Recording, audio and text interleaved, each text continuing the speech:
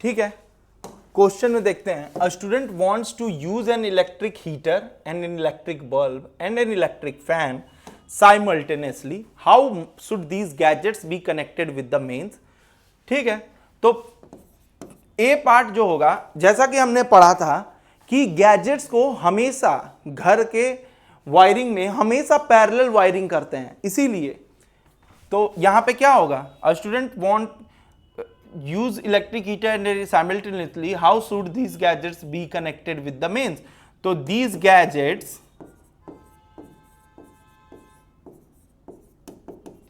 should be connected in parallel with mains। Parallel में connect करेंगे।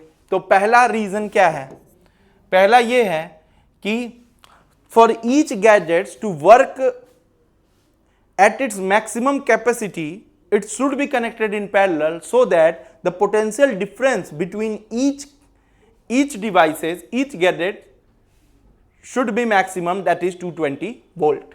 तो इसलिए for maximum utilisation for maximum capacity utilization of each gadgets,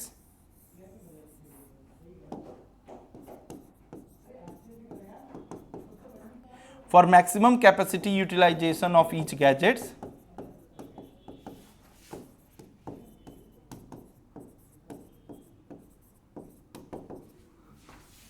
it should be connected in parallel।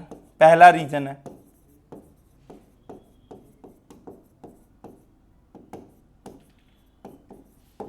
दूसरा,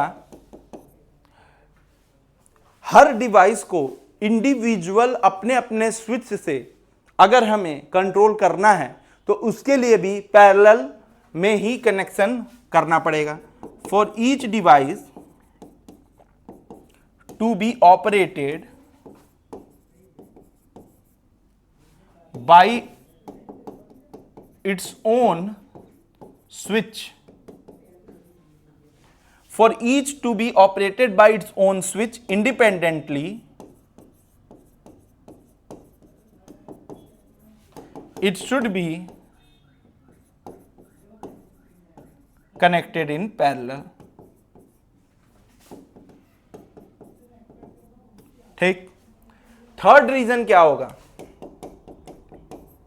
third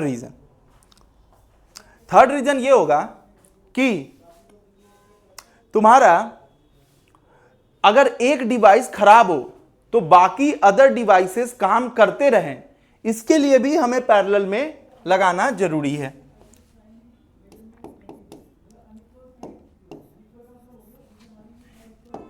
if any one gadget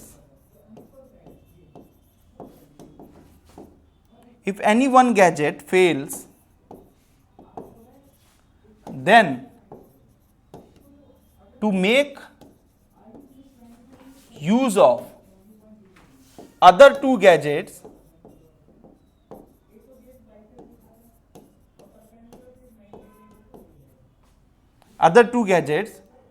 without any disturbance,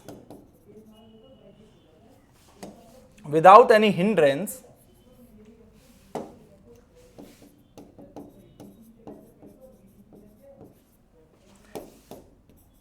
then they should be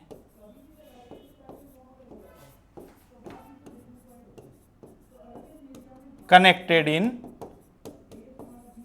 parallel। ठीक है, तो तीन reasons हैं। पहला, मैक्सिमम कैपेसिटी यूटिलाइजेशन करने के लिए भी हमें पैरेलल में चाहिए, क्योंकि देखो अगर ये तीन रेजिस्टेंस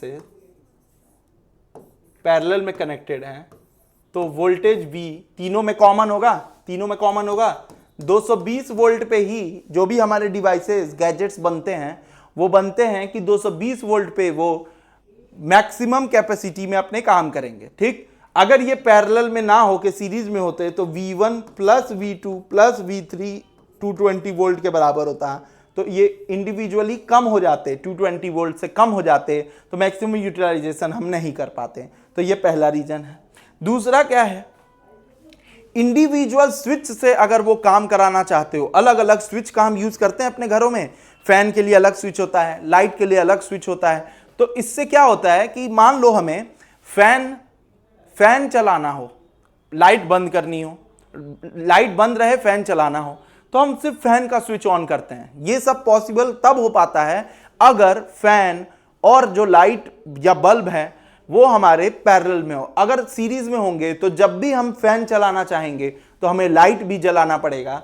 इसलिए यहां पे इंडिविजुअल स्विचेस से हम काम करा सकते हैं पैरेलल में। वहीं सीरीज में अगर रहते तो एक ही स्विच अगर ऑपरेट करता तो ये तीनों का ही सर्किट कंप्लीट कर देता। तो ये दूसरा रीजन हो गया। तीसरा रीजन क्या कह रहा है कि अगर मान लो कोई एक गैजेट खराब हो जाता है, तो अगर हम चाहते हैं कि हमारे बाकी दोनों गैजेट्स जो हैं उनसे हम काम ले सकें, तो इसके लिए भी हमें पैरेलल में कनेक्शन करना है। मतलब देख लो, अगर मान लो ये खराब हो गया किसी कारणवश, तो हमें तब भी तो वोल्टेज भी मिल रहा है इन दो डिवाइसेस के लिए, समझ रहे हो। तो इन दो डिवाइसेस के लिए अगर हमें फिर भी हमारा सर्किट कंप्लीट है और हम वर्क कर पाएंगे। वही सीरीज में क्या है, अगर ये मान लो खराब हो गया, ये खराब हो गया, तो ये पूरा का पूरा सर्किट ब्रेक कर दिया और यहां भी करंट और वोल्टेज नहीं पहुंच पाएगा बाकी दो गैजेट्स पे। तो इसलिए भी हम पैरेलल में अपना वायरिंग कराते हैं। तो ये हो गया 3 रीजन। अब बी पार्ट देखो, what is an electric fuse, how is it connected in a circuit. तो देखो इलेक्ट्रिक फ्यूज क्या होता है, तो electric fuse is a safety device है एक, ठीक है। इलेक्ट्रिक फ्यूज जो है वो एक सेफ्टी डिवाइस है जिसका मेल्टिंग पॉइंट बहुत कम हम रखते हैं, जिससे कि हमारा जो ओवरऑल सर्किट है उसका प्रोटेक्शन हो पाए। अगर वो